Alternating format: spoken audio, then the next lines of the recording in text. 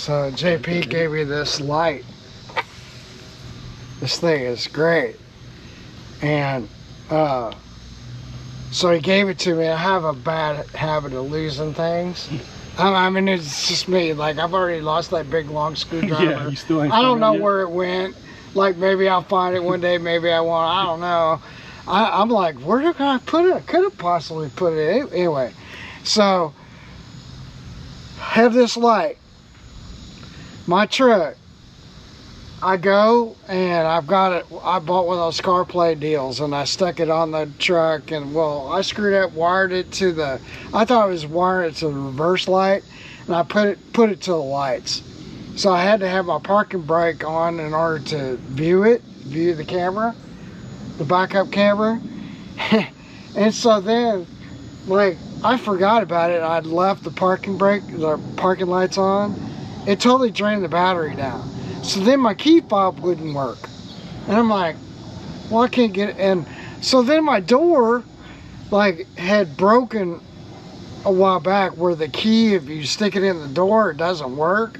The latch works, so you can, outside, inside it works. But the key doesn't work, right? So I'm like, I can't get in a truck. What am I gonna do? And I got to thinking, I was like, well, I can take my little, have like one of those little jump starters, a no-code jump starter. That's a good little thing too. Yeah. So I crawled on the truck and I stuck it onto the starter and charged it up. I could hit the key fob, but I put this light stuck to the frame. Forgot about it. I drove that truck around that day, all over actually. Yeah, because you came to the garage, right? Yeah. And then we came back to your house, pick up some stuff, to the garage, and then you came back home. Yeah. And that's when. And then I went to the store. Yeah. And so I went. Yeah. So I drove it around a lot, and then the next day I was like looking for it, you know, because I really like it. It's a Braun, right? And so then magnetic, slim, folding, rechargeable LED light. So I'm like, where did it go? I can't find it, you know, same story, man. I can't find stuff. And then I'm like, oh, did I use it for, and so then I crawled under the truck and it was still stuck to the frame. The engine issue or just the computer issue? I think it's the coils are bad on it.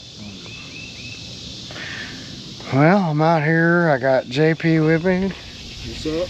We're gonna try to figure out this Stratos. It's a Stratos boat. It's an old Stratos, like late 80s, I'm guessing. I'll have to look up the motor. Motor's original on it. And it's a Black Max from the 80s. And it's probably a 75. Yeah, it's a 75. And so it's either going to be an inline 3 or it's going to be an inline 4. And I got a tub out here. So it runs, but it has no power. So he sent me a video, and going full throttle, he was just like, "Ugh." So I don't know. We're going to check out, do a compression test, a spark test. We'll look at how he has timing on it, carbs, something, I don't know. We'll see where it leads us. And then the only other thing is he's got, oh, check it out, Stratos Nashville. Oh, okay. And that's pretty cool, isn't it?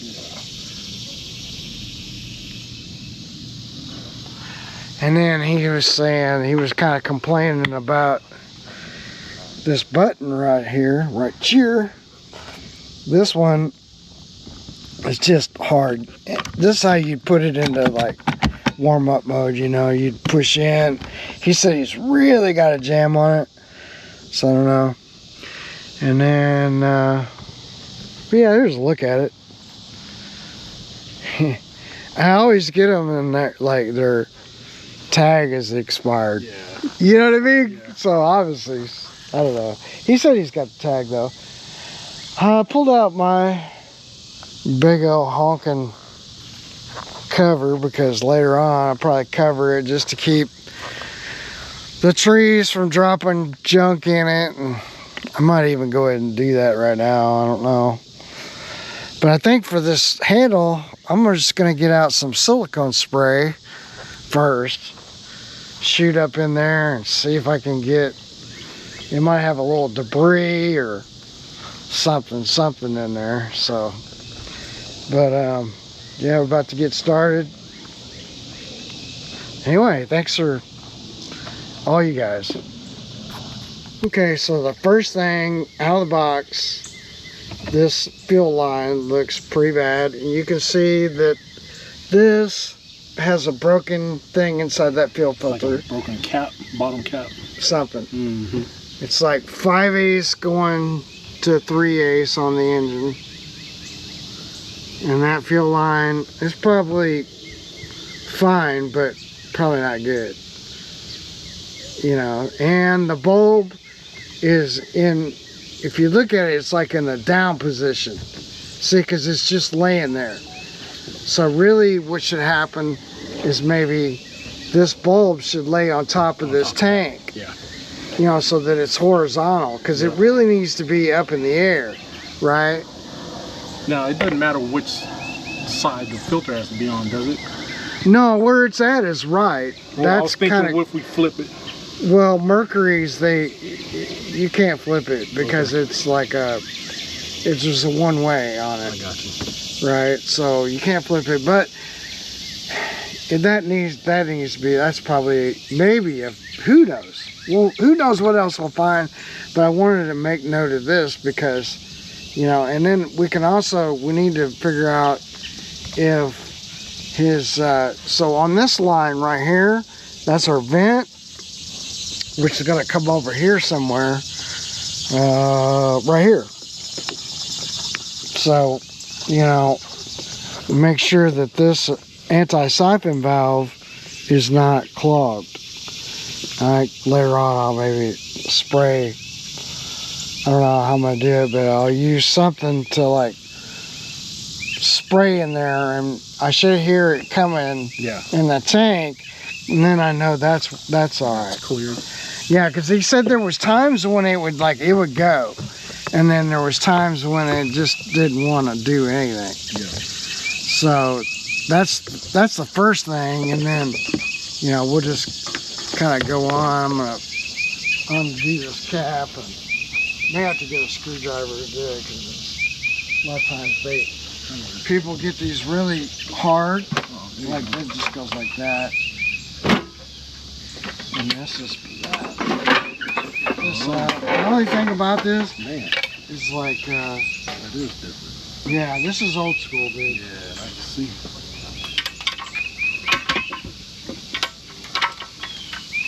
This is the stuff nobody else will want to work on.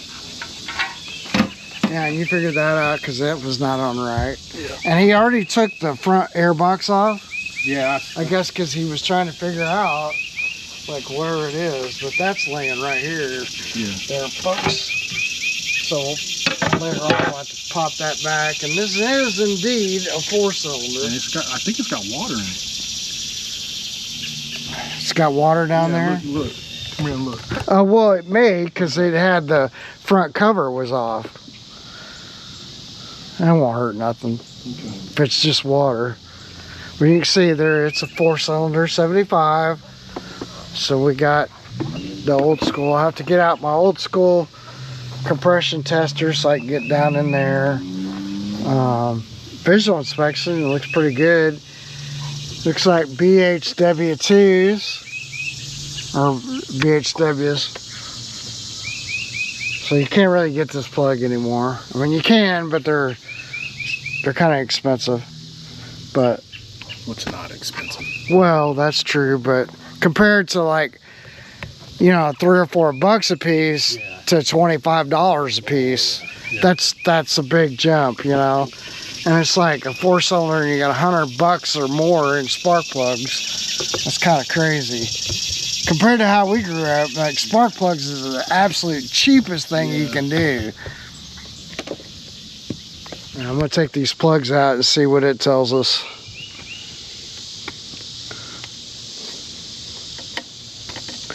And this one down here, it's way down here. Okay, so we got BHWs there. And then I think I saw a BHW2. No, they might all be 2s. These are $25 a piece. Yeah. It's got 4 of them.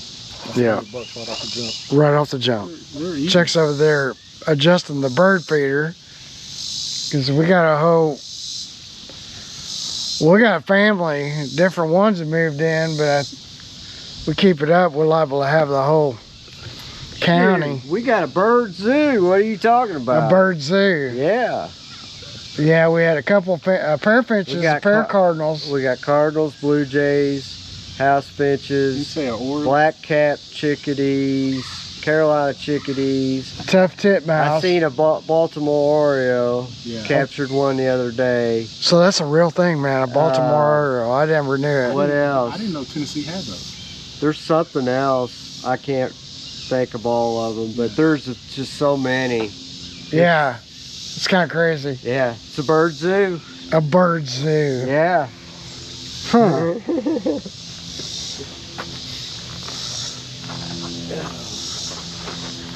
So what are you guys getting into today? Well, this thing that, like always, you know, people don't watch what they're doing, and the bottom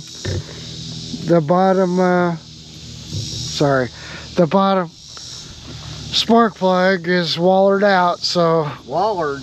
Yeah. How you spell that? W-A-L-E-R-D. Yeah, W-A-L-L-E-R-D. Wallered. Or is there an A in there? I don't know. We're about to do a compression test, but I don't know. I got out my spark plug thing. Maybe I can try to save on that a little. But this is at number 4. It's really pretty bad. Oh, hopefully this comes out because I don't have my light on there. But see where there's the nicks. So I don't know. See if it's got fire and compression. Go from there. This may be an early deal on this one. You know, because it was loose. So, you know, you got to be careful on these aluminum heads. Aluminum. Yeah, because they'll strip out on you. Or basically, yes. Derek would say aluminium. No, here we go. Hang on. Yeah, I guess I got my remote start. So let's see if we got spark on everything. So we're gonna have to hook this back to the positive. And then maybe I'll come take you guys over here. We're looking for spark, so I'll have to put the key in and turn it on. Oh, yeah, I do. We just turned it on, you know. And then over here, I got compression in number 1. I got my CDI spark checker, but like 3/8 gap should be plenty. And then we'll just take our remote start here. I'll pull it over here, I think. Oh, we should be good. This has got the solenoids way down there, so it kind of sucks.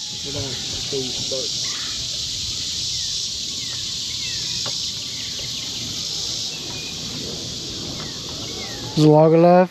I can go this side too. No, you're good. It's hard to put on this. Oh yeah, that. It's on the... All right, so let's see what happens here.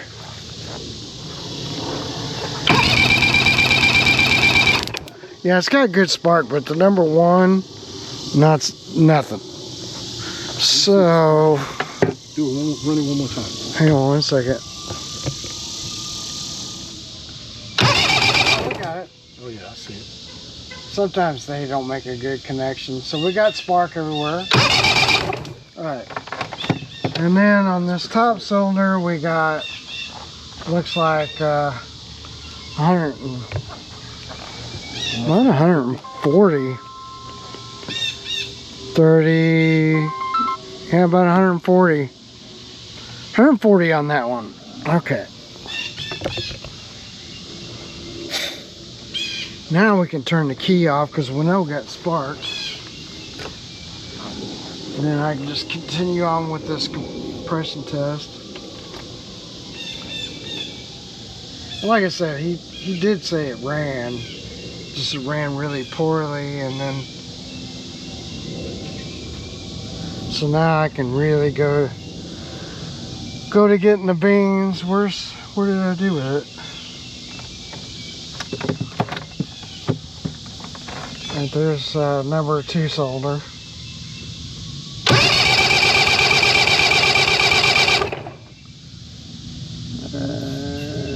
We're about 130 on that one, so 140 and 130. I'm gonna write those down.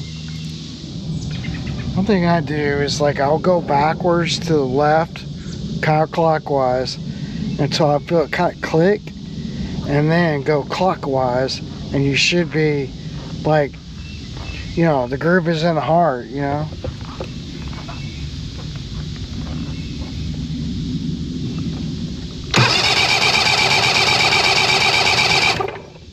Yeah, 130. Alright. Now what do I do? I guess see if I can fix this bottom cylinder. And I do have another one of those plugs. I don't know. Let's see what happens. Alright, so what I'm going to attempt to do is I have this spark plug tool that kind of cleans up your threads.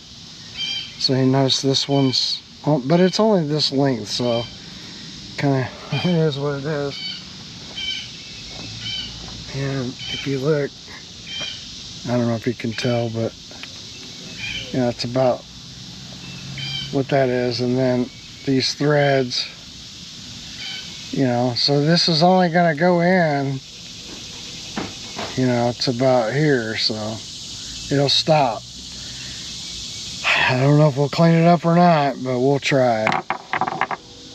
And I think I'll be able to show you because it's way down in there. So we're gonna have to shoot it, you know, get it way down in here. So anyway, see if I can. Oh, by the way, I'm gonna put this, I got some grease right here, and then I'm just gonna take a whole bunch of this grease and put it on the end of it and hope that it catches all our metal shavings, because otherwise we'd have a bunch of aluminum shavings down there in the engine, and we don't want that. All right, well, that's, you can see about how far it went in, and then on the end you can see where the grease kind of did its job. It's still a little loose. I don't know if we're gonna get it to seal or not. You know, the problem is if it's a zert, it's so far down there you can't drill it. And the only way to really do this with a zert is if you drill it with a drill, and then you put your zert in, snap off the tang like a Healy coil is what I'm talking about, and then, you know, you'd had spark plug threads again. I don't really, the only thing we could maybe do is just get like some gas and oil resistant silicone tape, maybe. I doubt it.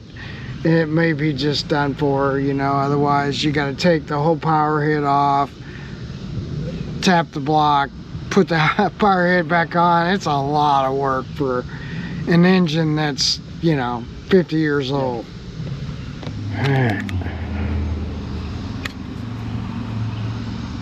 Got down in there.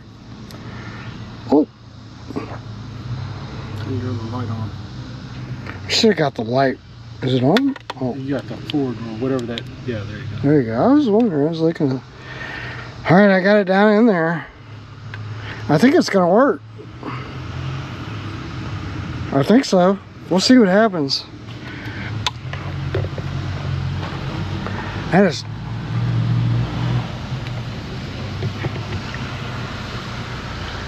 Had a spark plug one time. I was off to the side, you know. Yeah. And it was like this. A lot worse than this. And all of a sudden I heard a bam, like a gunshot. I'm like, what in the world was that?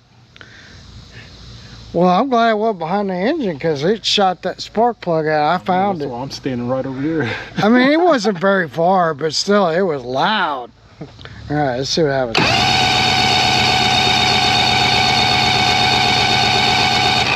That's extra long because I want to make sure.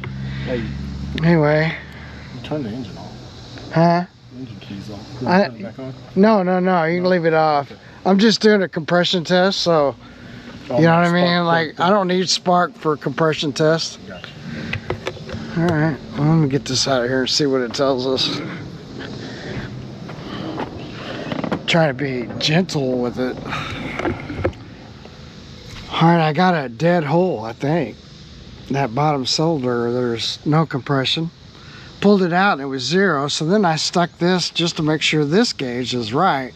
Stuck it in that number 3 cylinder, and we got what we got before, so about 135. And how these gauges work is if I just push this, then it'll drop. See, down to 0. So I guess we'll stick it back in there again and see, just, you know, for sure whether we got a dead hole or not. Well, that's unfortunate. There's our result. It's got 10 psi. So it's a lot of work. You got to pull the power head.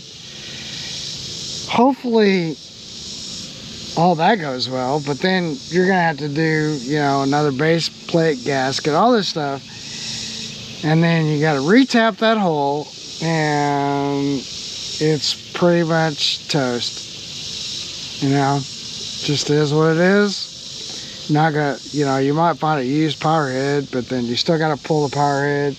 You can't fix, unfortunately, you can't fix the spark plug hole on these because it's way down in there. It's, you know, it's like I showed you earlier. It's just, you know, it's way down there. Somebody watered out the hole. I mean, it's getting sparked, but maybe, you know, the carb wasn't, yeah, the carb wasn't, you know, it wasn't maybe making fuel down in here. You know, this is, wonder how many carbs. We got 2 carbs. I don't know, you know, it's hard to say why it failed, but it has no compression. Could be a gasket, you know, it could be a head gasket, or could be on the water jacket side. Either way, it's not good because you can't do the water jacket side, or you can't do the head without removing the power head. And, you know, to figure out why it doesn't have compression. So, just too old of a motor. The only thing you really do is just get another motor. So, I'll let them know, and so yeah, we'll let them know, and that'll be the end of that. He was wanting to do this Woody's tournament coming up. It's like, it's a night tournament. Oh, really? It goes from like 6 p.m. I think until like 5 a.m. Yeah. I don't know. I could be wrong about that, but it's a night tournament. And it's coming up, like, I think here in a couple weeks. So buying a new motor is cheaper than taking it all apart? Yeah. Yeah, I think so. Just, well, I guess it's relative to the person paying the money, right? Exactly. That's the thing, you know. It's like, well, are you gonna put $2,000 into, I don't know if it'd be that much, but into this, or just buying another one of these, you know what I mean? Yeah. And then make 2 motors? I don't know. You know, it's a lot of money.